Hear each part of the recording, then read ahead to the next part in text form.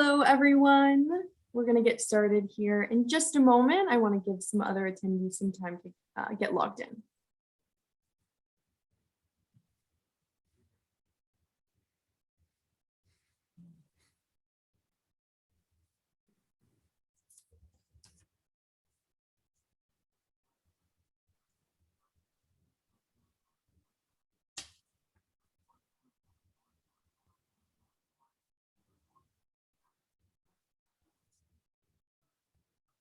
Alrighty, we will go ahead and get started. Hello, everybody. Good morning, good afternoon, depending on where you are tuning in from. My name is Mikey Dupuy. I am ACC's Education and Accreditation Coordinator, and I would like to welcome you to today's program, Positive Thinking on EVs, sponsored by Walker Consultants. Walker Consultants is a multidisciplinary consulting firm specializing in parking analysis, management, master planning, and facility design. In their parking work at major airports, they have learned that airport parking structures are unique, requiring design leadership by a specialized consulting firm who understands all areas of parking planning and design.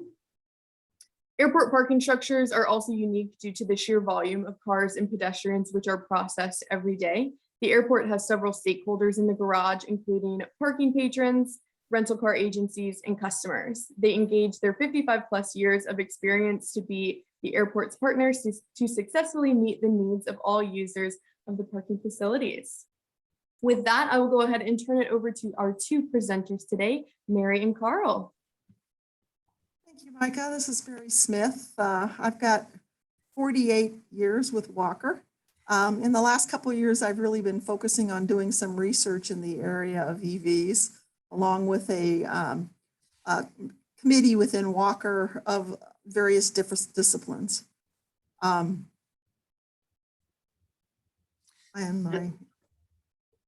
and I'm Carl Schneeman. I'm the managing principal of Walker's Minneapolis office. I've been with the company about 15 years. And also I'm a member of the Parking Consultants Council through the National Parking Association, and have had a lot of experience in EV charging, as well as parking geometrics and facility design. All right, Mary, do you have control there? Yeah, I think so. I'm having a little trouble with it being a little bit sensitive. Here it goes. I think I got it. There we go.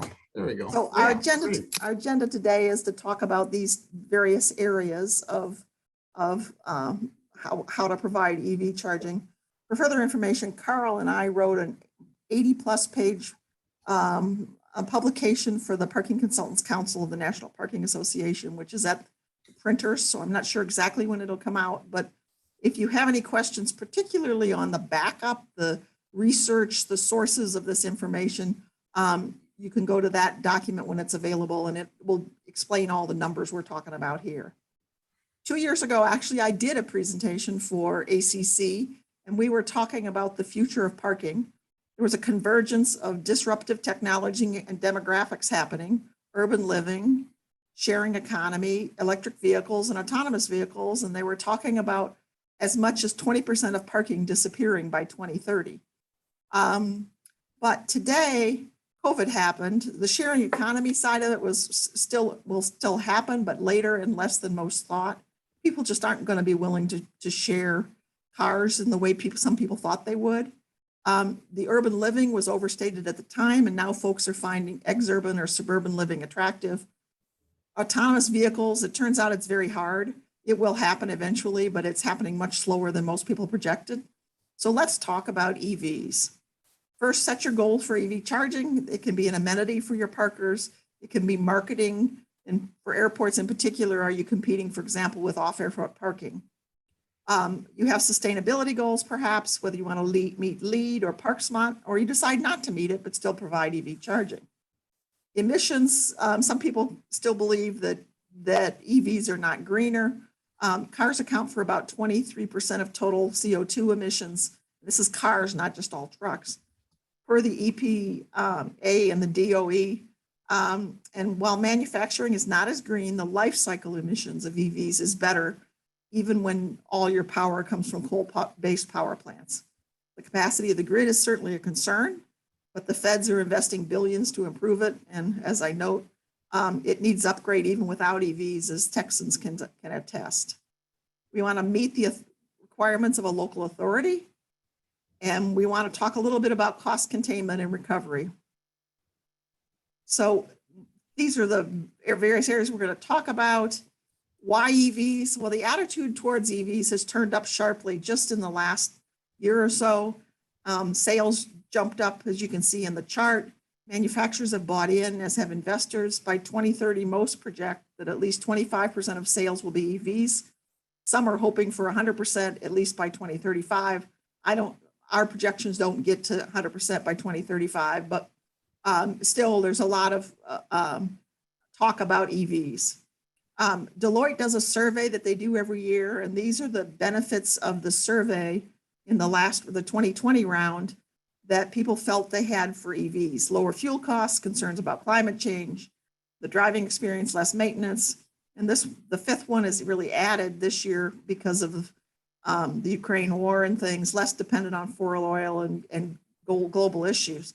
Concerns, the number one concern is driving range. Number two is lack of public charging, and the rest of them are kind of in order. But another point I want to make about that survey was that Deloitte survey found that at the next vehicle purchase in 2020, 10% plan to buy a battery electric vehicle or a plug-in hybrid electric vehicle. Now that may seem like not very many, but that same year, the sales were 2%. So from 2% to 10%, being that interest is quite a jump, and that was in 2020.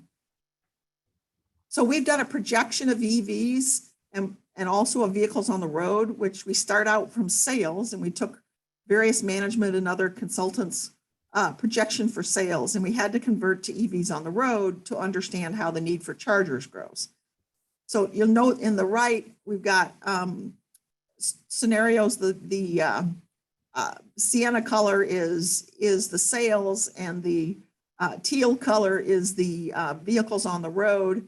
And we have two scenarios, a high and a base scenario. On the left, you can see the base scenario, the sales go from 10% in 2025 to 70% in 2050. So that's not an overly aggressive one. But on the road, you can see how much difference there is between sales and on the road.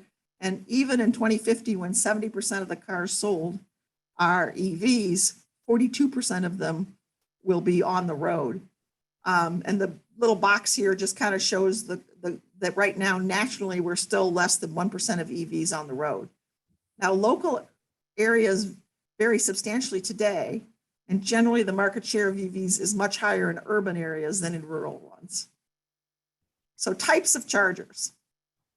So first, let's talk about types of electric vehicles. EV is any vehicle powered at least some of the time by electric battery. You have PEV, which is a plug-in electric vehicle. It has a plug for recharging the battery. You have a battery electric vehicle, which is 100% charged from the battery. A plug-in hybrid has a plug-in for the electrical, but it's still a hybrid, and it uses both gas and electric to operate the vehicle. There's a version of the plug-in hybrid called an extended range one, and it operates as an electric vehicle, and the gas is only as a backup when the battery is depleted. And then there's fuel cells, which technically are electric vehicles, but it's powered by a fuel cell rather than a battery. So it's not a PEV. It doesn't plug in and won't be recharged the way we're talking about today, but it is considered an EV. Other relevant definitions, there's zero emission vehicles, which battery EVs, plug-in hybrid EVs, and FCEVs are all considered zero emission vehicles, but there's also low emission vehicles. Some people sometimes call them fuel efficient vehicle. It's relatively low levels of motor vehicles.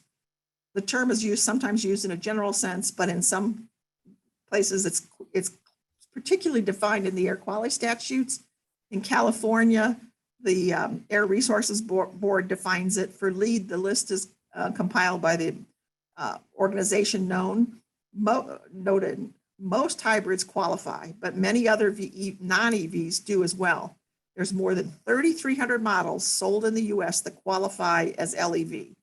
It's difficult for the car owners to know if the car qualifies, and it's even more difficult for somebody to enforce. Because what are you going to do? Take a list of 3,300 cars out there and figure out which one isn't, and different models? How are you going to ever enforce this to say that that car doesn't qualify to park in an LEV stall? So basically, it's an honor system. Further, LEED only requires that you provide 5% of LEV stalls for 2 years after opening to get the points. How is that comparable to getting the same points, providing 3% of the stalls with EVCS, which is a permanent solution?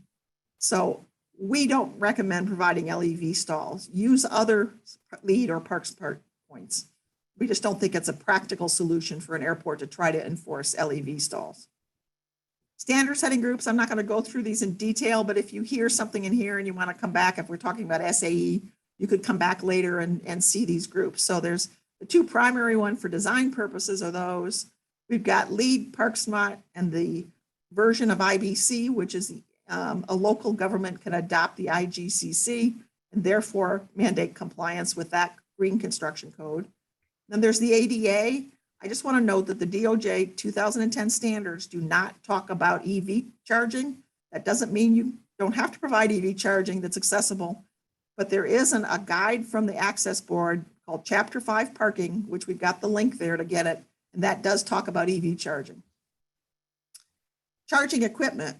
We use the California Green Code definitions. There's a lot of definitions floating out there, and people use EVC SE just for the charger, but we use EVSE for the entire system, the panels, the service, the wiring, the conduits, the raceway, and the equipment.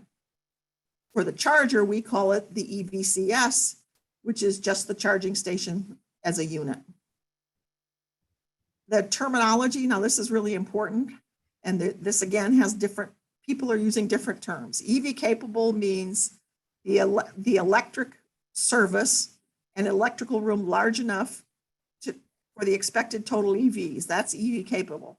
As an alternate, you can provide empty conduits to the future stall areas with some kind of a cap without providing any wiring or anything. So that both of those fall under the general area of EV capable. EV ready, according to California Green Code, is that you have the electrical, the conduit, and you have a junction box at the future stall, even though you maybe haven't installed a charger at that site yet. So you're running conduit and wiring to every single parking stall that you want to have in the future. And then, of course, EV installed is to actually put in the charger and have it all connected up and working. So the difference between EV ready and EV capable is significant. You can see some pictures of how much conduit is required and some panels and things for EV charging to be installed.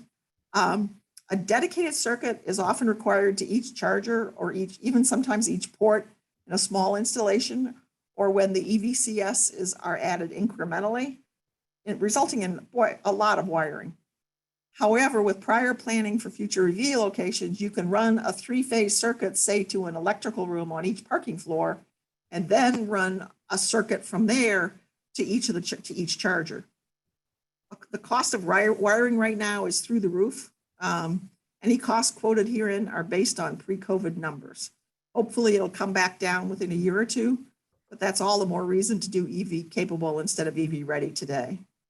It requires planning the future location of every single EVS-CS stall, the ones that are going to have chargers, including accessible ones to put wiring and junction boxes at each stalls. So EV ready is really a much more complicated design than EV capable. In new construction, at least bearing raceways and horizontal runs below the grade slab could make a lot of sense.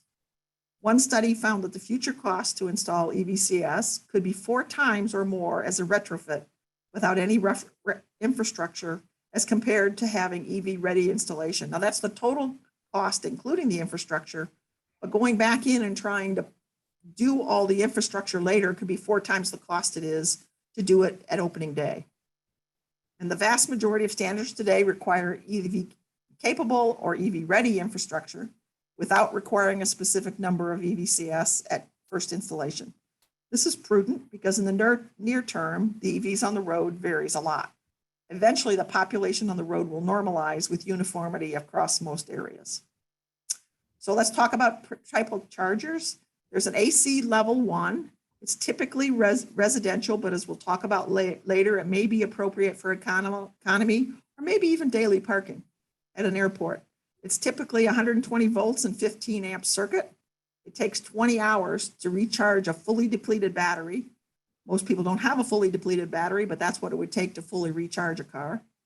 It can simply be a NEMA outlet using a cord that came with the car, which we kind of jokingly call BYOC, bring your own cord. Or it can be an EVCS like you see in the picture from Clipper Creek, which is a unit that has its own cord. It does plug into an outlet. You'll see the cord, the plug, but it is a fully self-contained charging device. To our knowledge, no level 1 unit on the market provides for payment for charging. You can put a meter on the charger and you can have a custom system to collect the fees, but there's no level 1 charger that will allow you to charge for fees at the present time. Here's AC level 2. These are from ChargePoint. It's used for residential and commercial. It has a coupler that plugs into the vehicle. The coupler carries data as well as electricity. It's typically 240 volts, about 40 amp circuit. But as I said before, sometimes the circuit is shared with, if you've got 2 ports on one charger, the circuit may be shared between the 2 ports. It would take us about 7 hours to fully recharge a car compared to 20 at level 1. You get about 12 to 26 miles per hour of charging. It can be also a closed dryer circuit with adequate amps and bring your own cord. So you actually can do level 2 just with a plug 2. It's the same as a closed dryer circuit, but it doesn't have all the protections that a device like this does, which also can allow you to charge for it. Most owners will prefer risk management of beating SAE J1772 for AC level 2 or the higher level charging, rather than just providing a plug. Now this is really what I'm talking about is risk management. If you ever get sued because of some kind of a problem with the charger, when it meets Underwriters Laboratory and SAE and some of these requirements, you're in a much better position than if you just had a plug out there and expected everybody to be responsible to use it safely. And then these are DC fast charge. These are from ChargePoint. You can see how much bigger they are. I want to point out that a lot of people call them level 3, but they're not level 3. It's DCFC. It's a highway fleet. It's 480 volts, 85 amps. And today, that 85 amp circuit would take about 30 minutes to fully recharge a battery from 0 to 100, but in the future, it will likely take less time. Right now, it's 30 minutes for a fully depleted battery, but it is going down and getting better. There is no level 3 charger for cars in the US yet. They're often called level 3, even by manufacturers and enthusiasts. But in the US, the standard is SAE, and in it, a power level of up to 400 kilowatts is still level 2. The difference with fast charging, it's DC power, not AC. So SAE defines 4 types of chargers. AC level 1 is up to 1.92 kilowatts. 2 is up to 19.2, that's 10 times. That's up to 80 amps at 240 volts. There is a DC level 1 up to 48 kilowatts, but I don't know that I've ever heard of that being installed today. Everybody's going straight to DC level 2, which can be up to 400 kilowatts, which is called DC fast charging, or what we call here DCFC. For SAE 772, the port on the car is a combo port that works with all of the above charger couplers. So you don't have to have a different charger if you're complying with SAE. There's also a European standard that's similar to SAE, but has a different coupler that attaches to the car. And there are also other couplers, including the Japanese standard, which was developed before any of these international standards were developed, and it's being phased out. Tesla has a proprietary coupler, and most of the Tesla EVCS that you see, not at home, but out on the commercial settings, are DCFC. They can only charge Teslas until recently.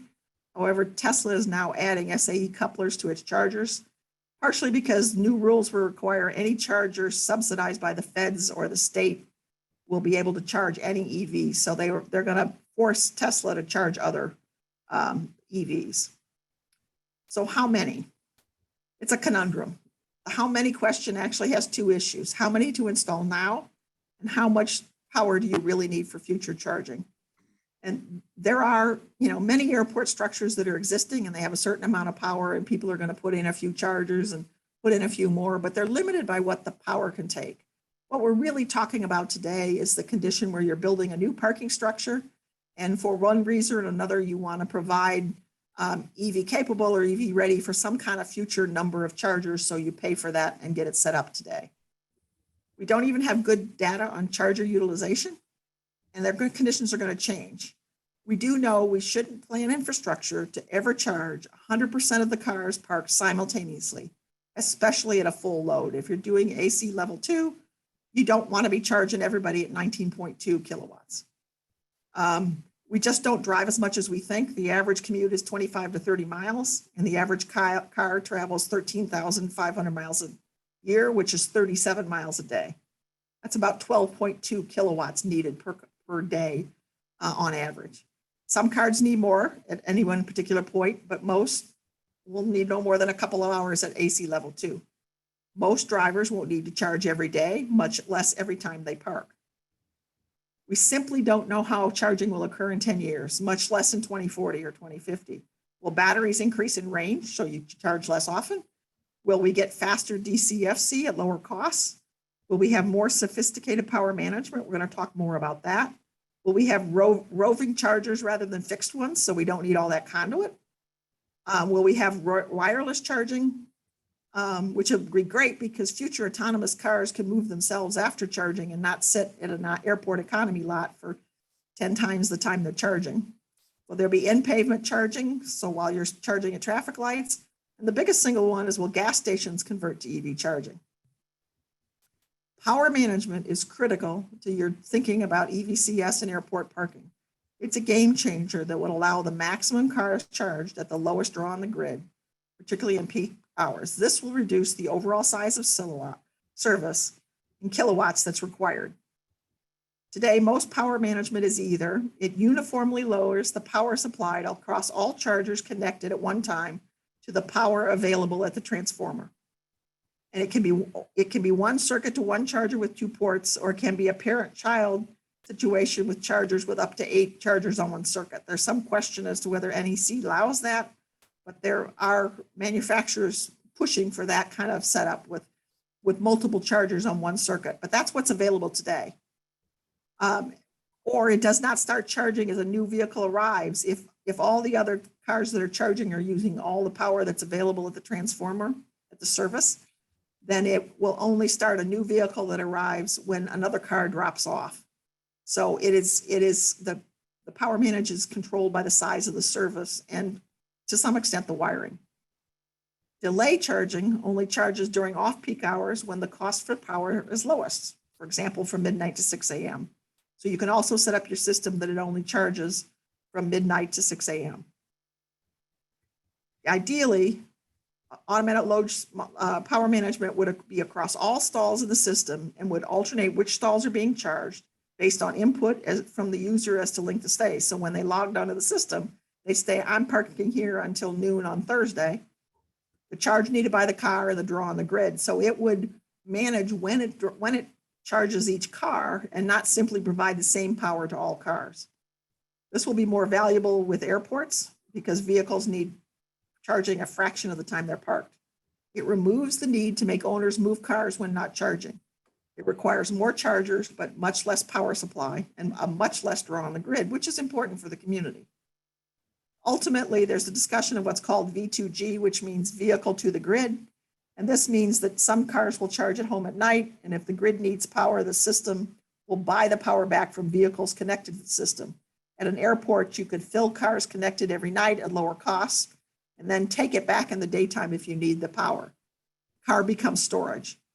Carl and I both question whether consumers will ever allow power to be taken from their vehicles, but this is one that the industry is hoping for.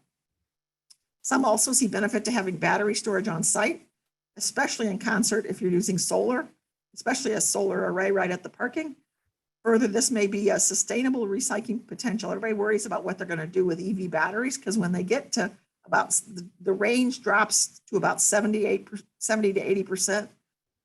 They want to swap out the battery, but you could take those batteries and put them in a parking structure and charge them up at night and then charge the cars in the daytime using the lower cost power you got at night. That's all part of power management. So the user types for airport parking, we have a much more complicated table for all the other users, but we're talking about airport today. For hourly parking, probably a lower percent of parkers need and use charging. They need charging, however, for most of the time parked, it's definitely AC level 2. For daily lots, you have lots of business travelers. Most have the capacity to charge at home and no real need to park to charge at the airport. There's moderate travel distance, and so a moderate time charging.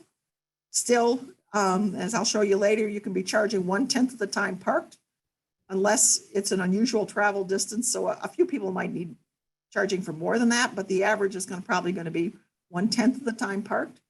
And so maybe you would consider doing AC level 1, and I'll show you some more information about that in the future.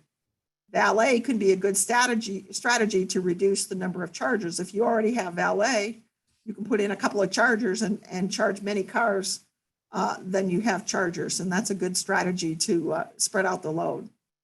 With economy, you may have longer travel distances to the airport and more need to recharge, but your economy parkers more likely to seek the lowest cost and maybe park off airport.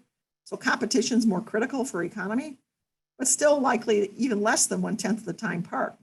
Is it even more viable to do AC level 1? Again, we're going to talk about that a little more.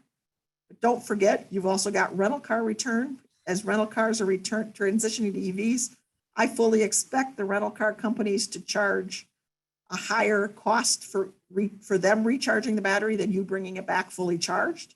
So there's a possibility of wanting to provide, just like you provide a gas station for rental cars. We also are worried about TNCs who will be transitioning to EV even faster. Do we not want them to pull into your hourly parking, somehow fit within the 15-minute stay, but recharge for nothing? So we want to keep those TNC people out of trying to recharge for free in your airport parking. And we also want to talk about the idea of providing a location for DC fast charging on the airport.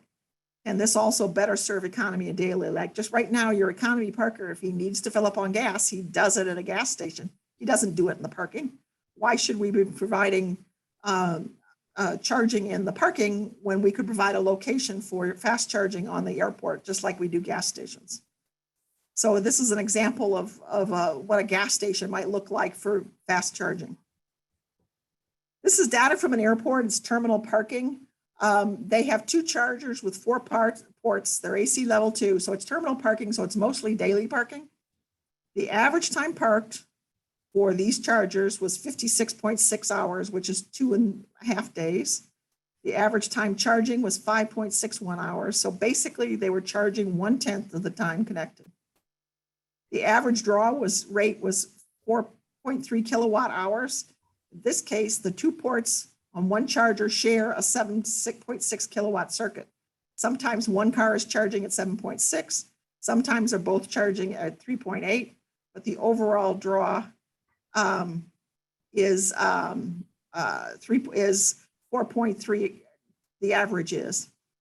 The average draw total is 23.88 kilowatts per car, which for the Tesla and the Mustang, each car is a little different, but that's about a 75 miles average charge. So it's probably not the real local people, it's people coming from longer distance, but the chargers are getting used for that kind of amount of charge. Oops, I'm sorry. The average utilization, no car was connected to the charger 25% of the time. Basically, 1 of 4 stalls was vacant on the average day. However, there were enough days that no chargers were available that they've decided to add 3 more chargers. So they're going from 2 chargers to 5 chargers. Parked but not charging was 65% of the average day, and the charging was 7.2% of the day, or 1.7 hours per day. So this gives you it's a typical Midwestern airport, not a great big huge one, but it's certainly some good information. This particular report is an Aspire report from ChargePoint, and it'd be good if everybody who signs up with ChargePoint pays to get these Aspire reports and really understand their charging. So the power draw is the big decision. Charging for large airport decks is a huge draw on the grid and a huge space requirement for electrical rooms. Let's say we have a 5,000 car deck. 10% means a future 500 chargers. If it's at AC level 2 and you want to go at the full 19.2 kilowatts per stall, you're going to be getting 9,600 kilowatts. If you do it at 9.6, which is a 40 amp circuit per port, it's 4,800. If you do the 7.6 like that airport did, the total draw is 3,800, but they share it. So the total draw is, they only need 1,900 kilowatts instead of 9,600 kilowatt service. So that's a huge decision that has to be made very early. At AC level 1, the typical draw is about 1.44 kilowatts, which is 720 kilowatts. That's a 12 amp, 120 volt per port. So you can see the difference in how much power you need to bring into the system, depending on whether you're doing AC level 1 or AC level 2. This is the hours to recharge from empty to full for different models of vehicle. I'm not going to read through the list, but you can see how much faster the charging is at level 2. And I know somebody noted it before, but the vast majority of people who have residential chargers for their EVs are converting to level 2 because they're much happier with having level 2 charging than having level 1 charging at home. So the residents are making the choice for level 2. That doesn't mean we don't want to consider level 1 for airports, but it's certainly a consideration. The table at right shows the hours to charge from empty to full with a certain type of circuit for each case. I'm not going to read that. But just remember the batteries and range are increasing due to consumer demand, and technology changes will affect how much power they can draw during recharging. So in the future, more power might be drawn per stall. Conversely, because of length of stay, throttled daily and economy charging may always be acceptable because, again, the car is parked for 2.3 days, and maybe it takes a day and a half, maybe a day to charge at level 1, or it takes 5 hours to 10 hours to fully recharge a car. And again, at that airport we talked about, the average was only charging for 5.61 hours or for about 75 miles instead of 200. Many today are using the typical maximum draw of cars on the road, which is about 7.5 kilowatts per port to design a system. Most cars have a limit to how much they can draw.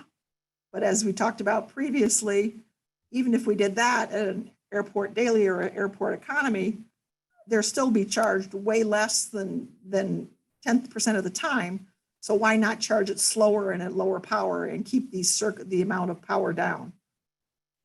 One government study of the draw on the grid across the United States assumed that 60% of the vehicles were being charged at 6.6 kilowatts and 40% at 10 kilowatts for an overall average of about 8 kilowatts for AC level 2 charging. So that's what the government in a study decided to use, was 8 kilowatts, which isn't that far off from that 7.6. And that's what they think, that's what they're designing the future draw on the grid. Most ordinance for EV capable and ready do not specify the power draw. Using 10% of stalls at a shared circuit so that they're getting 3.8 kilowatts would support many times that number of chargers. So in other words, you have 10% of the stalls, each of those 10% drawing at 3.8, and that's the power you provide. You could have 20 or 30% of the stalls with chargers and still support that number of that amount of chargers at the airport. But running conduit to 20, 25, or 100% of stalls is also a huge expense without any return on investment for years. In other words, if we're running conduit to say 25% of stalls or 20% of stalls, that's an expense without any return on investment until we need that many chargers.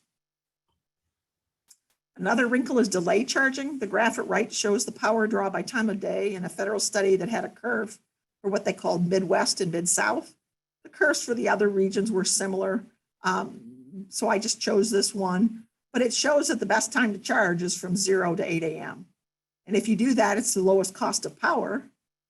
But if you're in an economy lot, that means you might be charging every car that's connected to a charger only from 0 to 8 a.m. and then not charging or drawing any power the rest of the time. So it has a lot to do with what your grid can give you and what your utility can give you. But it also has to do with what the cost of the the charge is to you as an operator or that you're passing along to the customer. So you could charge it and then throttle the rate to a lower levels to somebody who arrives later in the day and really only charge overnight. So it's just an extremely complicated decision as to how much kilowatts to provide, how many amps to provide, and how many chargers to provide. It's just extremely complicated, and each one really needs to be studied individually. So as an aside, why is the community need for public charging being dumped on new parking facilities? The pros, the cars are parked 95% of the time. Up to 30% of EV owners may not be able to charge at home because they don't control the ability to install. So they either have to charge at work, or for example, if they're going to be at the airport, charge at the airport. Charging at night may not be best for the grid if a lot of the power is solar. That's actually a problem in California right now. Existing parking facilities don't have adequate electrical service to do much charging. So you can't go back and put that many chargers in an existing facility without an extremely expensive upgrade. So the community that is mandating EV ready or EV capable is applying it to new parking structures. And I'm also going to say this somewhat sarcastic, but not. If parking has to cost a lot more, so what? It is the root of all evils in US urban planning. We have way too many parking spaces and all this waste in our system, and parking spaces are what makes people drive. So it's easy for them to say, let's just make parking more expensive by making them charge cars.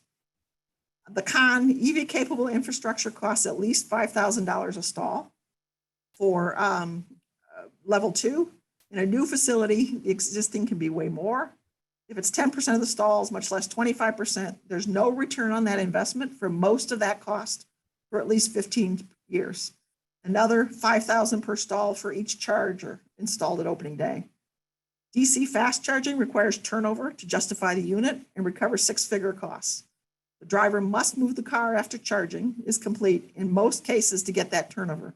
I mean, it would be absolutely insane to put DCFC in an economy lot because you'd never get any turnover of that charger. It's virtually impossible for the owner to move the car after charging a daily and economy parking without valet. Most DCFCs really needed at highways for long trips, as well as TNCs, delivery, and your fleet vehicles, your airport vehicles that are being charged. DCFC is not a parking function. If you need to move the car after charging, it's not serving the destination. It can be an amenity. You can use a parking facility to do it, but don't count that stall DCFC as counted as a parking space serving the destination. It's not a parking function. Fast charging. Airports can provide a fast charging facility for rental cars before returning the car, for TNCs, and for travelers before driving home. And if they did that, why do put chargers in economy parking that will be a fraction of the time of the parking stay, even if AC level 1, ditto long-term parking? Why not provide DCFC at a central location and have as many as each DCFC can support at least 10 cars recharging that would be in daily and maybe 15 that would be charging in economy. So if you do DCFC at a gas station, then only do EV charging with valet at the terminal? So it would take your cost. And supporting our goals for these recommendations, the left is a diagram that the DOE, Department of Energy, has endorsed, and it's part of the basis of the Biden infrastructure bill. And you'll notice that 78% of the ports needed by 2030 are home level 2 charging. 1% is DC fast charging, 100,000 ports. 13% are workplace charging for people who can't charge at home at night, and only 8% are public level 2 charging. It's been estimated that there are 8 parking spaces in the United States for every car. So that means about 1% of the destination parking stalls in the US will need to have chargers in 2030. So why are we requiring 25 or 30 or 100% of the stalls to be designed to have future chargers? And if you take out the workplace charging and only use visitor parking, which is most of the airport parking, you only need 0.4% of the non-employee spaces. while many existing facilities may add retrofit to add charging, they're only going to add as needed with the number limited by the power capacity that already exists. Mandating that the new construction of parking provide power to simultaneously recharge even 10% of their capacity, much less 25%, and then install 10% or more today is a significant burden on that parking that is competing with other parking that doesn't have chargers. It's really a significant burden, and City of Atlanta requires 20% of the stalls to be EV ready. City of Boston passed a law a couple of years ago that requires 25% of the stalls to have chargers and 100% of the stalls to be EV ready, which is, in my opinion, insane. And they realize that 25% chargers is way too many. So part of the law is that anybody can park any vehicle in an EV charging stall, okay? Which only means that the person who actually needs a charge and will arrive and find an ICE vehicle parked in every single EV charging stall. So it's they knew they were wrong, but instead of fixing it, they went back and said, okay, well, we'll just let everyone park in the EV charge stalls. But they have this tremendous burden of cost on new parking facilities. And if there's no local mandate, the local utility will have the final decision as to how much power they will give you. So we always need to talk with the local utility and find out how much power they will give you. So let's go back to how many. For opening day, we recommend a minimum of 2 times your local percent of EVs on the road. And there's various sources to find that. The DOE has a table that talks about the EVs on the road in every state that's updated regularly. And then for destination charging, you want to use a higher percentage in small facilities, similar to ADA tables, because that allows for variations in demand at a time and a place. So that's why we have 2 times, because the chances are at some point you'll need more than the number on the road, but at other times you'll need less than the number on the road. And you want to add more chargers as demand indicates. So here's a table that the PCC has developed. Walker developed it, but PCC has adopted it. I'm going to blank out the residential. So for destinations, including airport, we recommend the maximum power for EVCS is 10% for larger facilities and 2% for that's on the road, because in the US right now, about 1% of the cars on the road are EVs. So nationally, that would be 2%. And the minimum EVCS is for average PEVs on the road, doubled. Residential, we double that.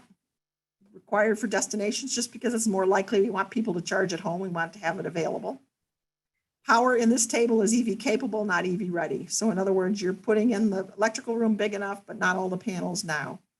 For larger destination facilities, provide adequate power to charge a maximum of 10% of stalls at full power simultaneously. But that's at airports, 10% at full tower is just way too high. So we'll talk, I'm going to turn it over to Carl now, and he's going to talk about design and ADA. Yeah, thanks, Mary. Yeah, and certainly there's a lot to consider here. And so we're going to switch maybe a little bit from the projections of how many and where to some of the more physical considerations within installations for electric vehicle charging stations.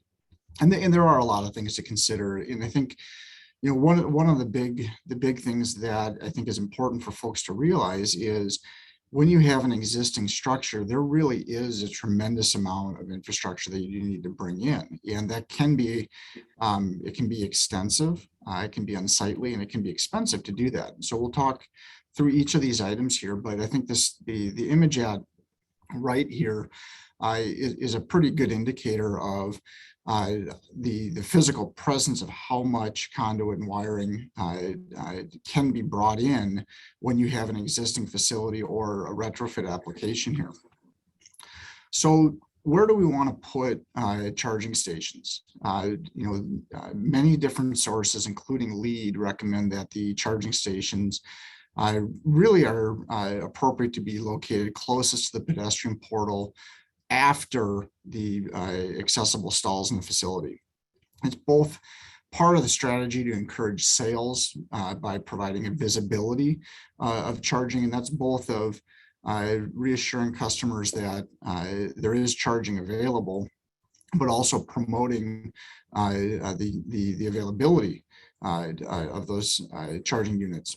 And that may become a moot point as more and more electric vehicles are on the road and part of the vehicle fleet. And there are a minority of folks that do argue that, you know, folks that do have an electric vehicle are smart enough that they'll find the units no matter where they are anyways. A good strategy though also is placing the stalls at the grade level. If there is the ability to omit or not have a physical obstruction right at the face of the garage, that can help with layout of the charging units and compliance with accessibility requirements for it. We have an image at right of this. You can see that the charging stations are actually pulled out a little bit into the plane of the facade of the garage to get them past the stall depths here. And you know, just from a simplicity and in real world perspective, it's preferable to not place charging stations on the inclined parking floors of garages, mostly because it's difficult to level the units and get them installed properly. And in turn, it's more difficult to keep those units secure for the long run. But if you do have a significant number of charging stations, it may be necessary to do it, and it certainly can be done. It's just a little bit more difficult to do it. The big takeaway though is the closest you can get charging stations to the electrical room, the better you are going to be on the cost impact for an installation. And in a lot of instances, we find that actually stacking the electric vehicle charging stations vertically within a structure, so having them grouped in a certain location on individual floors and then replicating that vertically in the structure actually cuts down on the travel distance for conduit runs significantly here. And it also facilitates EV capable installations by running raceways either under the grade slab or in a centralized location, and then running conduits vertically only to locations as you need them to provide a little bit more resiliency in the layout for future installations. There's a number of different ways you can look at running wire and conduit for devices. In a lot of cast in place construction, it's been desirable to install conduit within the concrete slabs themselves. There are some challenges with congestion on that, but it does provide a cleaner appearance and a little bit easier maintenance for the whole of the structure. But where you do have those conduit exiting the structure or the floor slabs, there are, you know, and there is potential for a lot of stub ups and penetrations that also could be a maintenance concern as well. And in retrofit applications, really your only option is to run overhead or exposed conduit. It's easiest and cheapest to do rather than coring through and trying to embed conduit in a existing structure, but it is a little bit less aesthetic. Commonly, it also introduces concerns of bird nests and bird roosting and that kind of thing within structures that can be challenging. In some instances, if you have particularly 1 or 2 levels in a structure that you've decided where chargers would be appropriate, you actually can run the conduit on the underside of the floor below and then either core through or sleeve up through the floor slab to have an installation ready at individual stall or charger locations. And again, it's important to be able to lay out and think through where those applications are going to be so that you have the sleeving and penetrations located in appropriate areas for that future installation when it becomes prudent. There's also another way that we're finding more popularity with is to actually run the conduit to the appropriate locations, but then actually stubbing up and then running either a curb along the top side in running the conduit in there. So then that way we're actually pulling the conduit up off the floor areas and preparing a little bit more for those future installations. And that can be a nice thing to do. And so selecting how you want to run conduit does influence where EV charging stations are going to be provided and how they're going to be added, both from a cost, but also from a planning and layout standpoint. So some nuts and bolts of what we're finding is with stall width, the recommendation from the Parking Consultants Council is that a 9-foot space is recommended. It is possible to go down to an 8'6" space at a minimum. And a big thing to remember is when folks are charging, there's a cord or a cable that is sticking out of the car. That can be problematic. Some folks will compare that to being able to traverse between parked vehicles with mirrors sticking out and that sort of thing. And that's valid. But at the same time, a charge port is also conveying power. So there's a little bit of a safety issue if we're providing spaces that are too tight and folks have the opportunity to bump into the charge ports while charging. And we also get a lot of questions about, well, electric vehicles are smaller, and therefore we can use smaller parking spaces for them, or compact spaces, or small car only spaces. It really isn't recommended. When we look at the sales data and the number of vehicles on the road, yes, about 30% of electric vehicles are or qualify as a compact vehicle, as opposed to about 10% of regular vehicles on the road, or internal combustion vehicles. But when we look at that composite of all the electric vehicles that are sold, it actually fits fairly well with the same vehicle sizes as general vehicles in the mix today here. And of course, the manufacturers are adopting to what consumers are looking for, and there will be more and more compact utility vehicles, sport utility vehicles, and even pickups that will be electrified. The big splash last year was the Ford F-150 Lightning. It's still the same size as a regular pickup truck. It just doesn't have a gas engine. Another thing to think about is the cord length. And this may seem simple, but most manufacturers offer a varying range of cord lengths. And the location of where charge ports on electric vehicles, where they are, it's not standardized. And in surveying the vehicles that are being sold right now, there actually is quite a wide distribution of where those are located. And so using a cord that can be able to address any electric vehicle that does come to that particular space is important. And for that reason, we do recommend using a 23-foot cord, which is a little bit longer than the minimum lengths that are offered. And also to have a retracting cord is really important to be able to make sure that whoever comes to that charging station is able to use it successfully, no matter where their port is, and if they back into the space or pull in, it's standard. The use of bollards to protect the electric vehicle charging stations is also encouraged here. It's difficult to be able to lay them out until you've made a decision as to what the specific charging station is going to be. But again, we have these are electric devices, these are utility devices, and having protection around those devices is very, very prudent.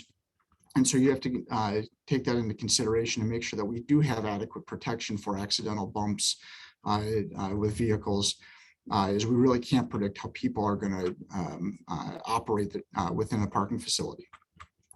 But do be mindful that encroachment into spaces can be an issue. There are jurisdictions that do not permit any encroachment into a parking stall whatsoever. And it just makes it fairly complicated to be able to lay out successfully an electric vehicle charging station.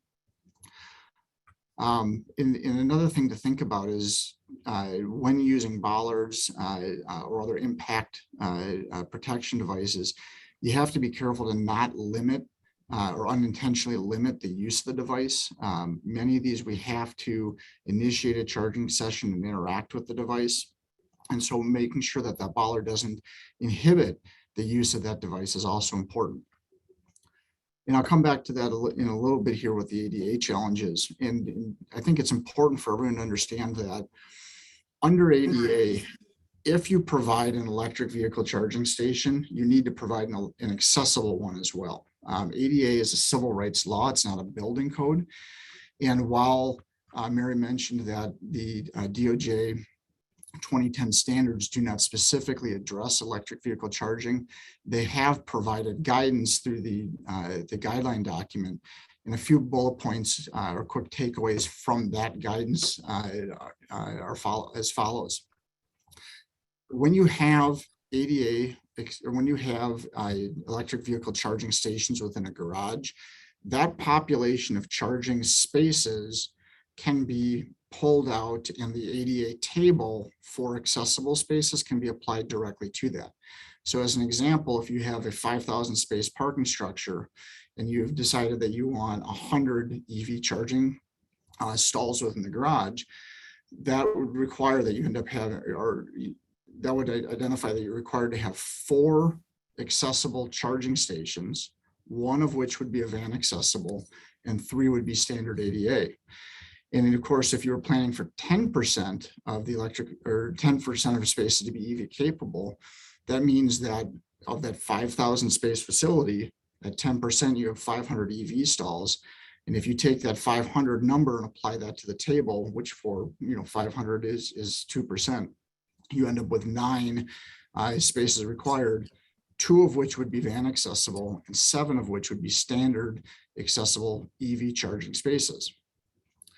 Another thing to think about is there needs to be accessible routes provided to and from the charging station and to the carports. You also have to have, as I mentioned before, clear operating space to interact with a charging station. And of course, EV charging stations cannot be placed within an access aisle or any other object for access aisles. And we'll talk a little bit more in a second. Now, the access board does provide a diagram and some guidance on this, and they do identify that for EV charging, that a total width of 16 to 19 feet is recommended. We struggle a little bit with their identification of a stall width being 10 foot. They have a range from 10 to 13 feet, but if you do use a 10-foot stall, it's a little bit difficult because the DOJ 2010 standards for parking still do apply.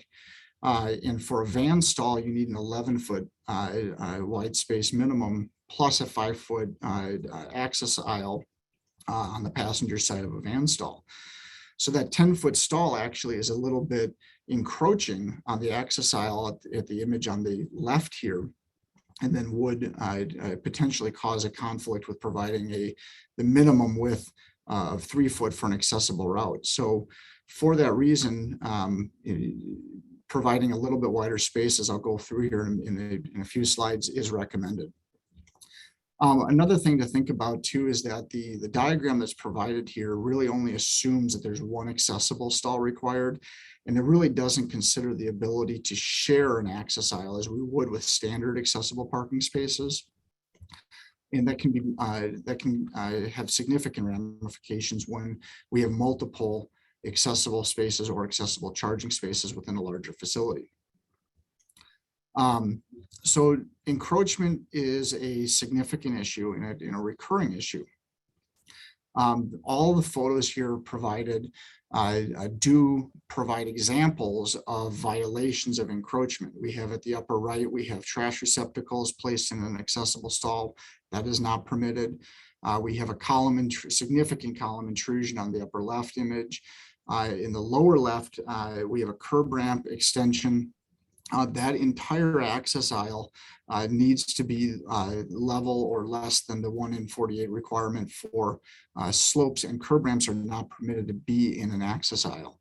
And of course, at the lower right is one of my favorite ones, is where we have a well-intentioned flexible delineator installed to protect someone from parking in that access aisle, but as an unintended consequence, we end up creating an obstruction for use of that space. And it's important to know that, again, there really is very little ability to have any encroachment into these access aisles. And of course, any encroachments could also be influenced by the charging stations themselves or bollards intended to protect those charging stations. So we have to be mindful of how we're laying those things out in providing accommodation under ADA for our layouts. Another thing to think about too is with charging stations, they are devices that folks need to interact with. And we've got a number of examples here showing some challenges and some successes. When interacting with a charging station, the display must be visible to a person seated in a wheelchair. The bottom middle example it is a violation of that. The display is actually facing up and not accommodating of that. And then all operable parts of the device need to be within ADA reach ranges. And so be careful. A lot of folks will want to put charging stations up on a curb, and that could unintentionally raise the height of that device outside of those reach ranges. You also have to have clear space in front of the device for folks to be able to interact with that, as well as for space to interact with the port on a car. And so we've accommodated those in the layouts presented here in a few slides. And so be mindful of the interaction, because not all charging stations truly adhere to these requirements for ADA. So some ideal layouts to provide reasonable strategies to accommodate these requirements. In 90-degree parking, most cars can back into spaces if they have to get the port on their preferred side. But van stalls really do require the access aisle to be placed on the passenger side of US vehicles for operation of the lift here. So we recommend use of an 11-foot wide van accessible space accompanied by a 5-foot access aisle on the passenger side, so that the van lift operation still can be performed. But then we also do recommend that a 3-foot accessible route to the charger be provided on the other side of the vehicle here as well. The total with that is a little bit larger than the 19-foot shown on the access board detail for a van stall. And of course, standard accessible charging station spaces could be provided with an 8-foot stall, that 5-foot access aisle required, and then of course a 3-foot accessible route on the driver's side, for a total width of 16, which is similar to the access board guidance here as well. In an angled situation, similar layouts would be provided here as well. We just need to be a little bit more mindful of how they're laid out. Both of these examples have, if you note, the accessible routes and access aisles connected to a walkway at the head or the front of the parking stalls.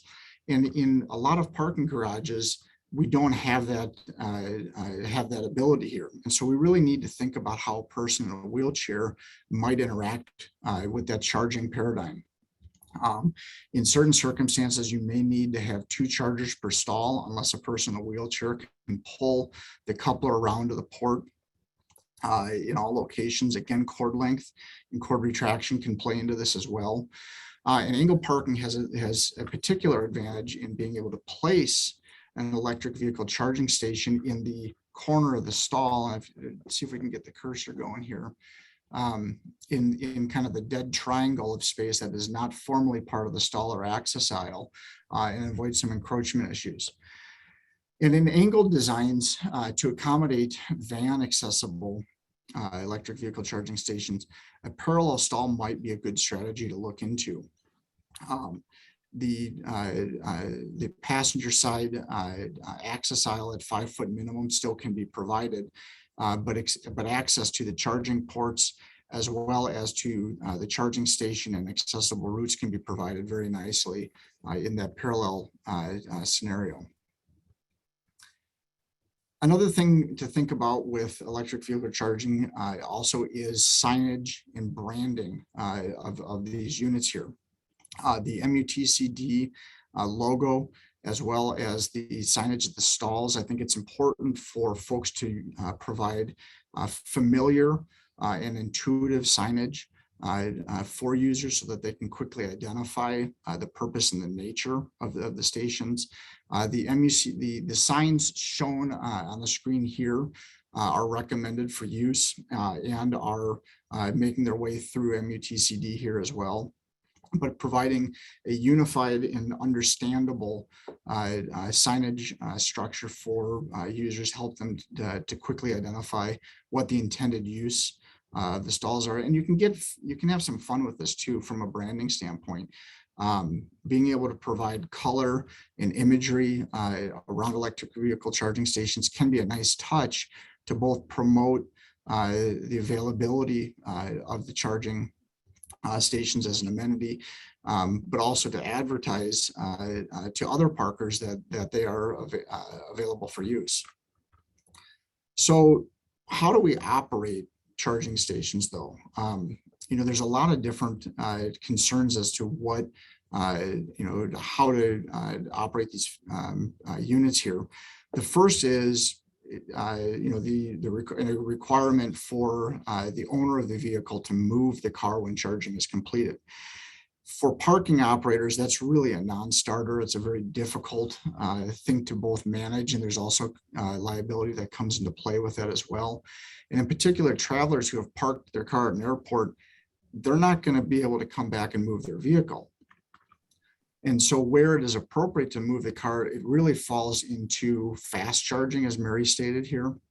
And those fast charging stations really are best suited to operate like a gas station for refueling or recharging of a vehicle, but they're really not parking spaces. They're service spaces for vehicles. And some guides I really recommend just towing violators for the. There's a whole slew of challenges that go along with that. And it's very difficult to do that in parking structures. And most parking operators, again, that will become a non-starter for them from a risk management and a client service standpoint. So there's another way to look at it is set rates that charge for the time in the stall that the vehicle remains when it is not charging or interacting with the charging station. Tesla already bills users that have charged but have not disconnected their vehicle. There's a little bit of a grace period, but then they start charging for parking, if you will, after that charging session ends. And this option actually can be enabled by LPR-based individual stall parking guidance, which would know when a vehicle is parked in an EV stall, how long they're stayed, and compare that to how much time they're charging.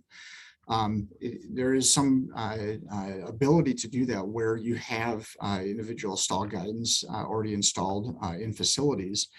And then of course, if you do have valet, there's the opportunity to be able to move a vehicle once a charging session has been completed here. And it's a little bit less common in the industry, but many airports do have valet service for their parkers. So there is, particular to airports, a greater ability to consider this than the general market. But by and large, what we see is a scenario where most operators are looking at providing more units, more charging units now, and just allowing the vehicle to stay in the stall for their normal parking session. As Mary indicated, we have found that charging unit is going to have lower utilization, which is time charged versus time available for the space. And we're finding that about 10% of the time is all that they're charging, and the remainder, they're just sitting in a normal parking stall, underscoring the ability that we can actually charge many more vehicles with additional units within a parking facility. But it does mean that we need to have a lot more charger, perhaps 10 times as many as compared to trying to make people move their car. There's also advertising and communication challenges that we need to be thinking about here. We do need to, and we do recommend advertising station locations. In residential parking, there's really not a need for this because folks figure it out fairly quickly, but being able to provide custom messaging to identify where charging stations are, either through airport websites or other platforms are available, as well as a lot of the charging station vendors have network applications that do advertise through Apple Maps and Google Maps to be able to identify where charging is available. And some of these vendors also can subsidize or put financing packages together to facilitate installations of charging stations. There's also challenges in terms of payment for the system access. You can have open systems, you can have subscriptions, for users to be able to connect to those systems, or a pay-per-use charge access. There is also a decision to be made of, are you paying for use of the chargers separately from parking, or is that rolled together into a single bundle? And again, if you have an individual stall guidance system, you may be able to put together a package of identifying how much time was spent in a charging session relative to parking stall, and be able to correlate that into a single parking bill when folks leave the facility. And then there's also challenges actually for how do you pay for the electrical use in and of itself. And you really do need to check in with your local utilities and regulations requiring it, as most municipalities don't allow a facility or an owner to charge for electricity in and of itself. And so you may have to introduce a stall access fee that is different than actually charging for the electric cost, and perhaps calibrate that commensurate with the amount of power being consumed by the vehicle during the charging session. And of course, you've got to look at when are your rates most expensive and most cost effective you'd be able to use charging stations. I think airports are a unique situation where you do have stays that are longer and sometimes more predictable than in a public or destination parking environment. But it does complicate how are you going to be looking to recoup those electric costs. And of course, there's additional fees or tariffs that could be layered on by local authorities or local utilities that often can be quite surprising for folks. So what does it cost to really put in charging stations? There's a lot of variability with it, but what we're finding is most level one charging stations can be installed and operating for under about $5,000. Folks can consider bringing outlets and making those available for folks to bring their own cord, but most parking owners and operators do prefer to have those additional safety features incorporated in the units provided, and then typically therefore don't provide just an outlet for users and rather provide a level one charging station with safety features and the SAE couplers. A level two charging station can be up to about $15,000 here. The units themselves are about $3,000 to $7,000, but the wiring and infrastructure adds up pretty quickly here. Typically, we're finding that the electrical infrastructure cost is about $3,000 to $6,000 per unit. Again, these are pre-pandemic and pre-current event numbers here, so they can be much higher today, but are expected to come back down. We had a recent bid for a dual port charger that was about $14,000 for the units, but the infrastructure was not included on it. And so when that component was bid and installed and settled, it was actually closer to about $20,000 per dual port unit, or about $10,000 per stall here. And then DC fast chargers can be much more expensive, typically ranging between $28,000 to $148,000 per installation. And then all of these costs do not consider what it actually costs to pay for the electricity being used, various utility charges. And then the biggest one that is a surprise for folks is a lot of utilities will have demand charges layered on to ensure that the power potentially delivered is made available for that. And so that's something to be very aware of and have a lot of conversations with your local utility to understand where additional hidden costs could be coming into play. Now, with the Infrastructure Act, there is quite a bit of money that's been allocated for EV charging. It's about $7.5 billion here. $5 billion of that is for fast charging, specifically along highways and arterials. And then there's another about $1.25 billion held in reserve for either additional fast charging installations or for disadvantaged community charging. Then there's another $1.25 billion that's been allocated for community charging, but priority is going to be given for those dollars for rural, disadvantaged, and hard to reach communities. And so it doesn't appear that any of the funds will be readily available for community, airport, or residential charging, at least where the owner can afford to provide or construct parking structures. There have been some incentives. Unfortunately, they've expired. There was a tax credit of up to 30% of the cost of installation, and there was a ceiling on total credit for a location of $30,000. But again, it expired on December 31st, 2021. And there's not presently any significant momentum in Congress looking to re-up that presently. There has been discussion of extending that forward and increasing the cap of the tax credit to about $200,000, but that remains to be seen if it gets through. And of course, after taking the tax credit, depreciation on this equipment does fall under the same IRS rules for infrastructure equipment. So there's also local and state incentives, so be aware of what may be available in your neck of the woods here. The Volkswagen settlement from the diesel scandal has provided funding to states that can be used for incentives for both EV purchases and EV infrastructure.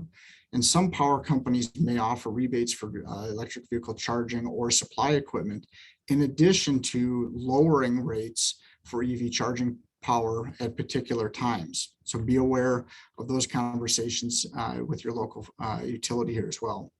And then we've provided a link for tracking the laws, incentives, and rebates around the country to help track some of those down. But unfortunately, what we're finding is not everywhere has significant rebates or programs available to help lower the cost of charging stations. In fact, only about 58% of the country actually has effective incentives presently here. Another thing to think about is what is the reasonable useful life of this equipment? Most of the sources and in our experience has been around about 10 years here. And there's issues beyond just the electric equipment wearing out. The biggest one that we're running into is a lot of the charging stations that have been available rely on either 3G or 4G cellular connectivity, which is being phased out. And the manufacturer support for replacement parts is becoming more and more difficult as they look to providing updated and newer models here as well. Now, some of the charging units that are available do have modular designs where the electrical components can be replaced. But the challenge with that is the bulk of the cost of the units are those components. And so while there is some cost savings, the big costs of the units still have to be paid for when the units start wearing out. And then, of course, there's software challenges. And then a lot of devices or a lot of manufacturers are looking to only focus on newer and updated equipment anyways. And so there may be decisions of, in 5, 8, 10 years time frame, you want to provide, devices to your customers with those features. And so just functional obsolescence of the devices may come into play here as well. Now, with the Infrastructure Act, the amount of fast charging investment here, that's going to spur a lot of momentum into the industry, particularly in research and development for more efficient and more affordable fast charging. But is that going to come at the expense of level 1 and level 2 AC chargers and slow the progression of those devices? We'll have to see. So some of the costs to own and operate charging stations, when we look at the grand scale of everything, really is a difficult calculation to make. We have capital costs, we have operational costs, we have energy prices, and it's really impossible to do a single calculation that can be applied in all locations here. We did, as part of the Parking Consultants Council white paper, we did make some assumptions just to illustrate the differences in costs that can come into play here. And what we found was that in a residential setting, the recovery cost for a level 2 charger is about $184 a month if it's reserved for one resident 24 hours a day. Now, if that particular device is made available to multiple users that can defray the costs. We found that if that specific device is used by 7 different residents throughout the month there, that particular cost per user goes down to about $70 a month.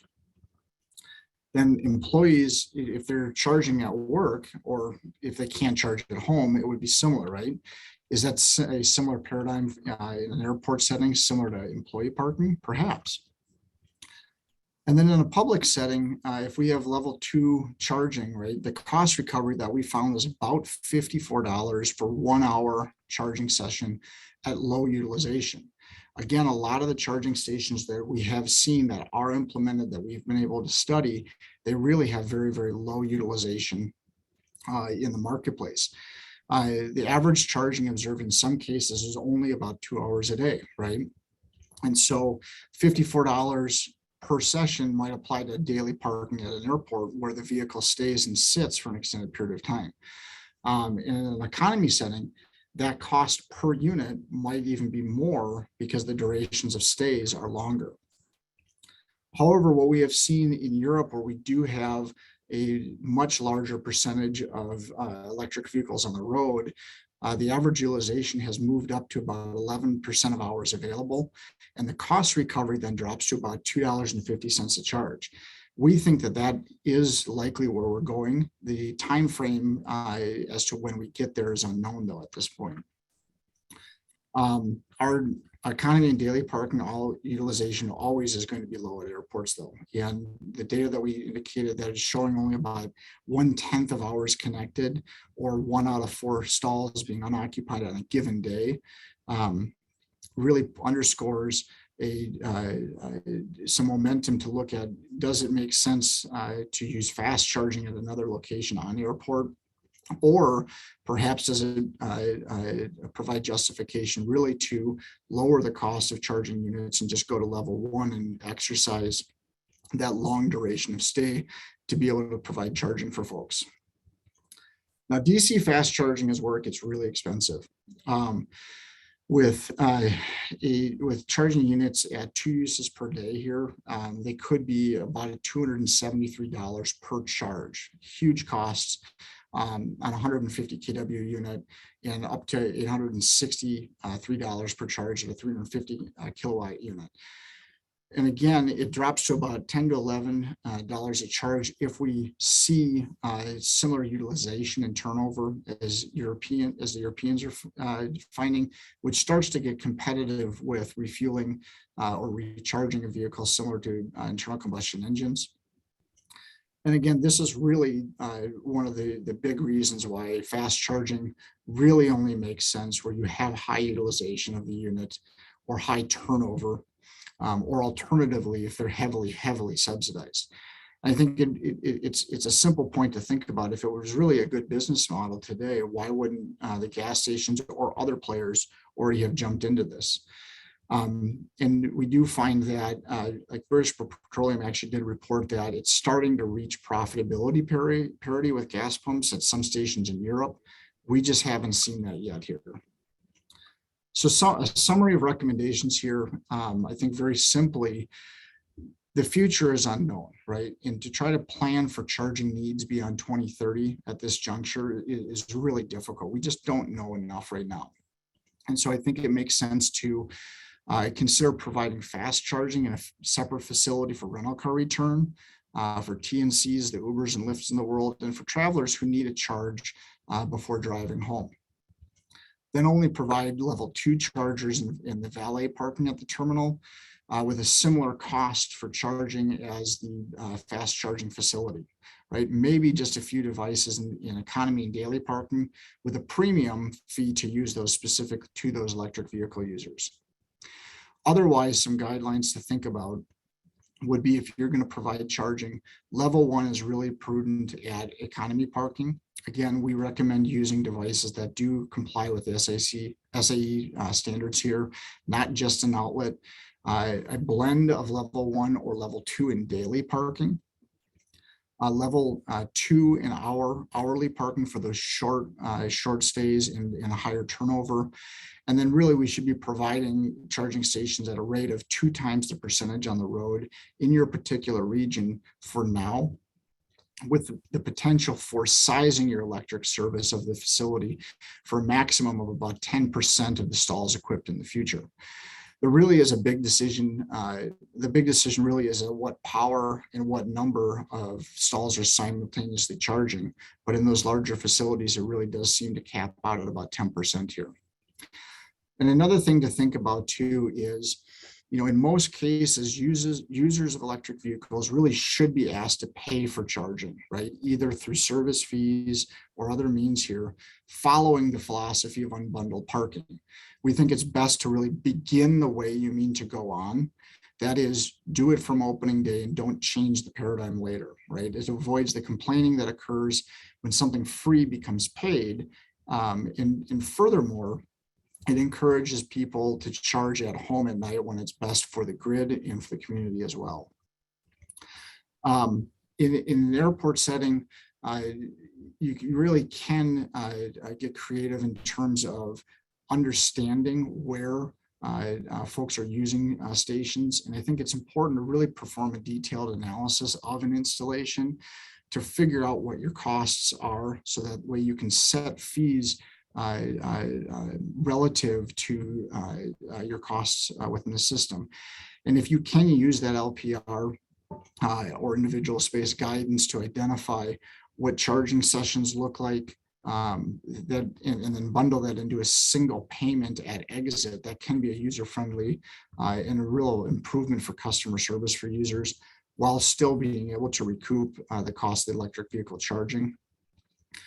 We really, as a whole, recommend use of a 9-foot wide stall with bollards to protect devices and those 23-foot cords, so that you can reach all the ports on the cars. Vehicles with front ports, of course, can turn around and back into spaces to reach their preferred port and interaction with the charging unit. And then do pay close attention to ADA requirements here. Many installations that we see do not conform to that.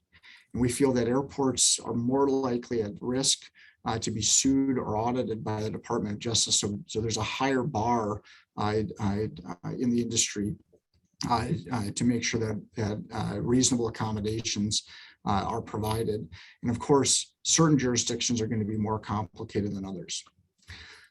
So overall, really carefully consider how EV charging may benefit customers here. Is it right for your community and right for the clientele that you're serving? Carefully weigh the costs and understand the costs of what EV charging means for your organization and how it impacts the business. And recognize, I think importantly, that EVs really aren't a threat here, right? They're an opportunity to provide customer service for the marketplace as consumers will buy more and more electric vehicles as time goes on. So gather information, watch the forecast, and then plan and implement carefully to make sure that efficient installations can be installed, but then communicate the value of having that electric vehicle charging ability at your facility for users. And then, of course, once they're installed and the program's up and running, it's important to make sure that the service still is provided. These units are not set it and forget it type devices, and having units offline really can be a problem and a detriment to customer service within the parking environment. And again, if we're trying to serve folks in our parking facilities here, having clear, friendly and reliable infrastructure really is a recipe for success in our parking facilities here. So with that, Mary, we have a handful of questions here we could go through, and thank you everybody for attending. It's certainly, there's a lot out there, but we really do appreciate the audience and the ability to share what we've been finding within the industry here. There's one question about how important it is to how the distance the average traveler drives. And the problem is, or what we found, we thought this same thing until we got this data, which found out that only 1/10 of the time spent parked was charged. So the average stay is plenty long enough to charge to fully recharge a car that is empty, and therefore the travel distance really doesn't pay into the issue for daily and economy, simply because the time spent charging is such a low proportion of the percent, parked.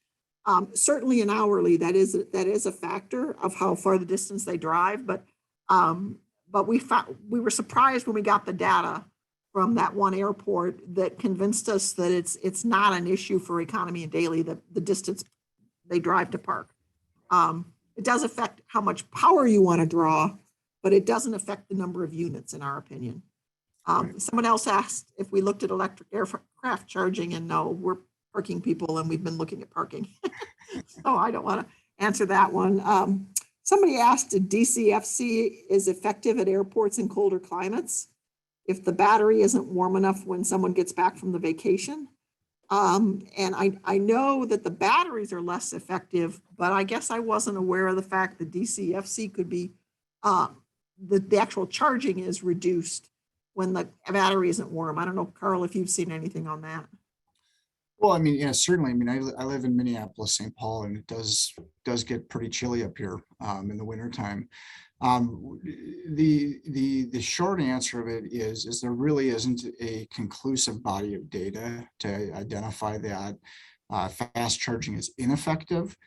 We do know that there are challenges with the amount of power and the speed of charging in colder climates here, especially if you have a battery pack that's at 0 degrees.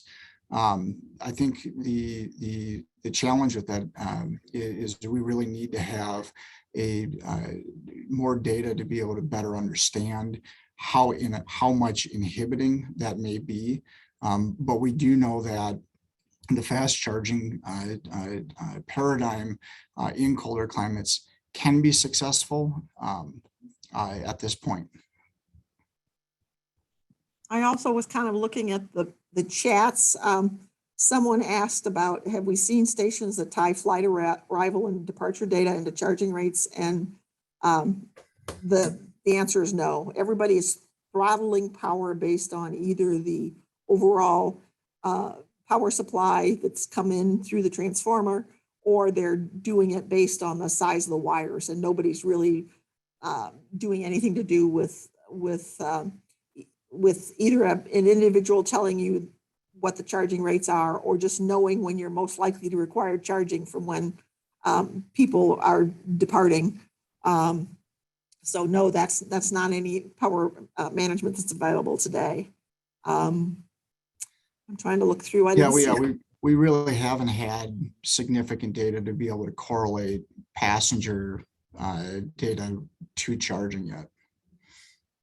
And in most cases, the systems today just start charging when the car is attached, unless it's specifically programmed for delay charging. And then it would only charge between midnight and 8 a.m. So it can do that, but that's about the extent of timing charging.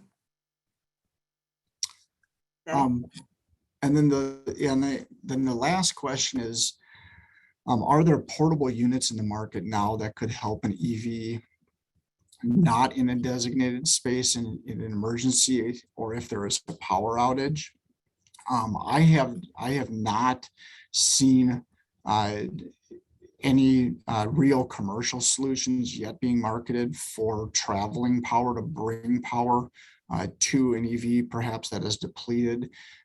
We've been seeing much more folks in those scenarios having to be towed to a charging station, but I have not seen anything commercially available yet that would allow you to bring power to a vehicle that's been stranded. Mary, I don't know if you've seen anything further. No, I haven't seen that. It's an interesting one. That VW's got that charging thing, but that goes around car to car, but it's only available where they're testing it. It's not even commercially available. Right. I think that will be coming, but unfortunately at this juncture, I'm just not aware of anything yet that's commercially viable. The next question just showed up on solar powered charging stations. there is a lot of people that are putting solar power in. The rule of thumb I've seen is that one solar panel can charge one vehicle. So if you're only able to put them on the roof and say that's 20 or 30% of the stalls in a deck that you're covering with panels, then maybe you can charge 20 or 30% of the cars. But most people that are trying to rely on solar power are putting in some kind of battery capability so that they can have a backup source for when they are not charging from the solar.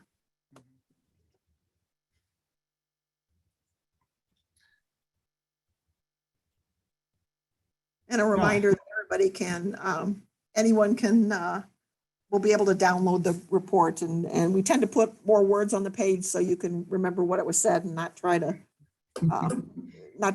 we're trying to make it useful to everybody. And like I said, we've done a publication that talks about all of this in detail. So we aren't trying to hide something. So, and make it hard for you to remember what we said. So. Awesome. Well, thank you, Mary and Carl, for today's presentation, and a special thank you to Walker Consultants for sponsoring today's Lunching Man webinar. Some frequently asked questions about the program. We will be offering this on demand, and a PDF copy of the presentation will be available for download in the handouts tab of the registration product. Again, I just want to say thank you to Carl and Mary for today's presentation. Very well done. And then a thank you to everybody who attended. Yeah, very good. Thank you. Thank you.